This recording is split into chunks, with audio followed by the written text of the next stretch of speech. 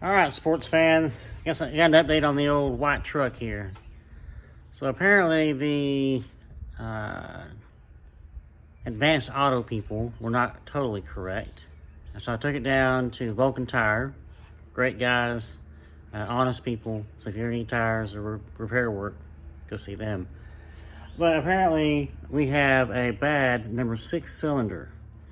They're not quite sure what it was, and they weren't really willing to dig into it. So this kind of leads me to dig into it to figure out what's going on with it. A new engine, way too expensive. A used engine, still too expensive. But I think if we can pull the information and pull the details out of number 6 over here, then we can look and see what's going to take. If it's a piston or if it's a head, what the deal is, and see what the problem is, why it's dead, why it's coming back as dead. But in the next couple of weeks, we'll be taking the intake off here. We'll be taking, let me flip you around here.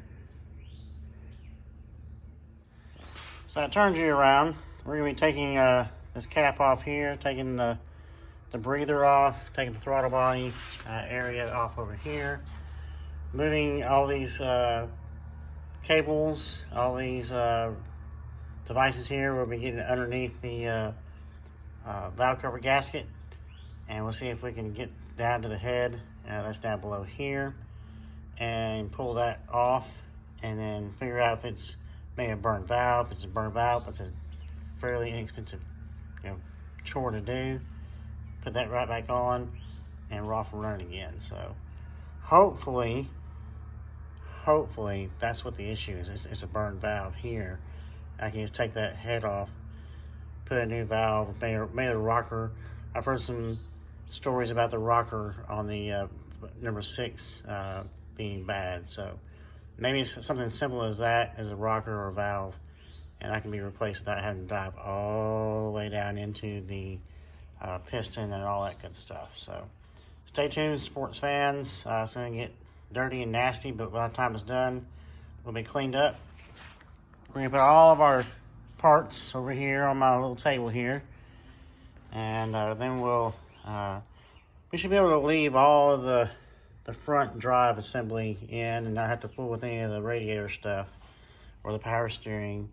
We just have to do a little finagling to get this out here. So that's kind of where we're at. Well, I was able to get all of the stickers off the side, and before I dive into it, getting all the wording written or rubbed off with a grinder, the rubber wheel. Now, so get this done, make sure that it's still viable to do that. The fender was actually okay up here.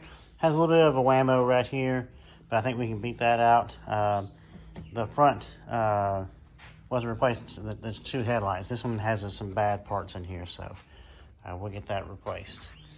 Anyway, stay tuned for the next couple of weeks, and we'll be trying to get down to the bottom of this mess, and we'll go from there. Have a great day. Bye. All right, so here we are again. We've gotten the valve covers off over here. We're able to sneak that out. We basically clear out the whole right-hand side of this. And we found that the hydraulic lifters had to take the rocker arms off the number 6 cylinder, and those look fine. There's no brakes in those.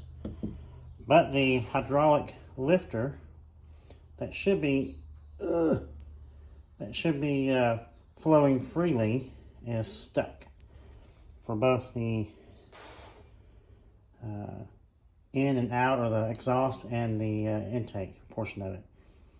You can see it's trying to go down, but there's just nothing there.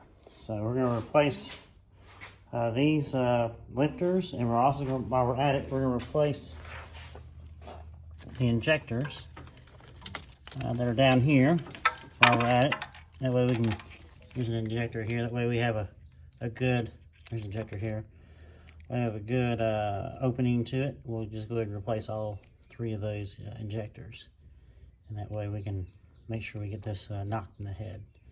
Anyway, that's kind of what we're doing today. The rest of the afternoon, we're going to be working on getting all of the the wording, the lettering, all the stickers off the car. We'll be using a rubber wheel that will get all the stickiness off, and then we'll check back with you in a minute. Bye.